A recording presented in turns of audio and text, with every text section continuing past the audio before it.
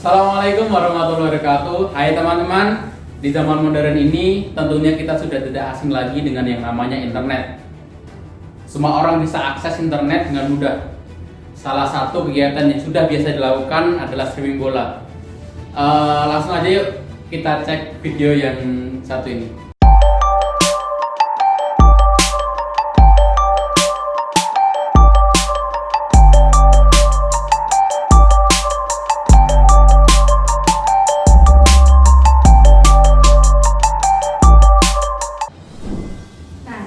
Sudah pada lihat videonya kan? Kalian sudah pada tahu belum streaming itu apa? Streaming secara umum bisa diartikan transfer data atau informasi dari satu pengguna ke pengguna lain melalui aplikasi khusus tanpa melalui proses pendownloadan. Kemudian ilegal, menurut KBBI artinya tidak sah secara hukum atau tidak mengikuti aturan hukum. Jadi, streaming ilegal bisa dikatakan kegiatan transfer data atau informasi yang tidak sah secara hukum atau tidak mengikuti aturan hukum. Nah, tindakan streaming ilegal ini bisa dikenai sanksi sesuai hukum yang berlaku loh. Terus, kenapa sih streaming bola ilegal itu marak dilakukan? Salah satunya karena streaming layanan untuk streaming bola yang sah itu biasanya dimiliki oleh suatu media besar. Nah, untuk mengakses streaming dari media yang sah biasanya membutuhkan biaya yang tinggi, sehingga kebanyakan orang lebih memilih untuk melakukan streaming bola secara ilegal karena biayanya gratis. Padahal kegiatan ini sangat berbahaya loh, baik buat penggunanya atau penyedia layanannya.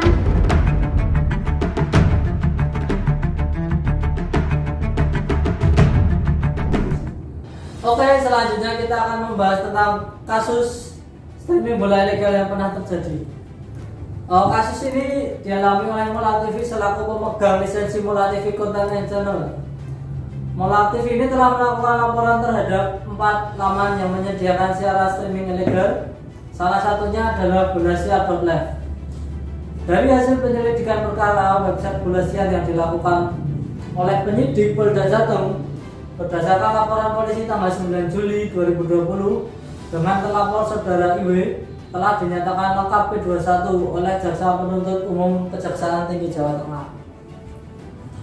Atas perbuatan tersebut, tersangka mendapat ancaman pidana maksimal hingga 10 tahun penjara dan denda senilai 4 miliar rupiah. Sesuai dengan ketentuan pasal 118 dan atau 113 Undang-Undang Nomor 28 Tahun 2014 tentang hak cipta. Berikutnya ini merupakan hasil survei dari salah satu website bola yaitu Planet Football. Survei ini melibatkan lebih dari 3.500 responden. Terbukti sebanyak 59,2% orang-orang atau pencinta bola yang mengakses situs streaming ilegal ini tidak merasa bersalah. Apakah Anda termasuk dalam 59,2% ini? Action. Streaming bola secara ilegal tentunya bisa berbahaya buat kita. Bagi pengguna sendiri bisa kita lihat biasanya itu melakukan streaming di situs-situs yang tidak tahu kredibilitasnya itu baik atau enggak, sehingga itu bisa terkena virus, bisa merusak perangkat yang mereka gunakan. Selain ancaman tersebut, melakukan streaming ilegal biasanya memiliki kendala atau kekurangan, yaitu delay sebanyak 120 detik. Hal ini juga sangat mengganggu karena streaming ilegal biasanya melewati perantara. Jadi kita biasanya dari streaming terus kita ke server lainnya menyiarkan siaran tersebut. Jadi dia ada delay. Tentu saja bagi penyedia jasa streaming ilegal, kegiatan ini termasuk pelanggaran hak cipta bagi pemegang hak siar pertandingan sepak bola. Kegiatan ini jelas melanggar hukum yang berlaku dan dapat dikenai sanksi tegas. Di sini dapat kita lihat undang-undang yang bisa dikenakan untuk penyedia jasa streaming bola ilegal, yaitu pasal 25 ayat 2 Undang-Undang Nomor 28 Tahun 2014 tentang hak cipta. Ancaman hukumannya adalah pidana maksimal 10 tahun dan denda hingga 4 miliar rupiah. Selain itu, kegiatan streaming bola ilegal juga melanggar pasal 32 Undang-Undang ITE yang menyatakan setiap orang dengan sengaja dan tanpa hak atau melawan hukum dengan cara apapun mengubah, menambah, mengurangi, melakukan transmisi, merusak, menghilangkan, memindahkan, menyembunyikan suatu informasi elektronik dan atau dokumen elektronik milik orang lain atau milik publik.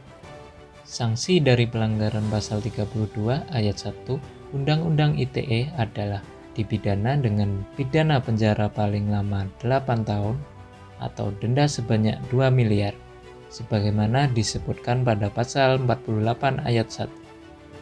Nah, dapat disimpulkan bahwa streaming ilegal itu tidak boleh dilakukan karena selain merugikan penyelenggara live streaming atau pemegang hak siar, kita juga berapa merugikan diri kita sendiri. Salah satunya data-data kita tidak aman dari orang-orang yang kurang bertanggung jawab, bahkan bisa disalahgunakan oleh orang-orang tersebut. Mari menggunakan internet dengan bijak, mari bersosial media atau menggunakan layanan live streaming yang memang benar-benar sah dan legal. Jangan sampai kita merugikan banyak orang, apalagi merugikan diri sendiri. Terima kasih, sekian dari kita. Wassalamualaikum warahmatullahi wabarakatuh.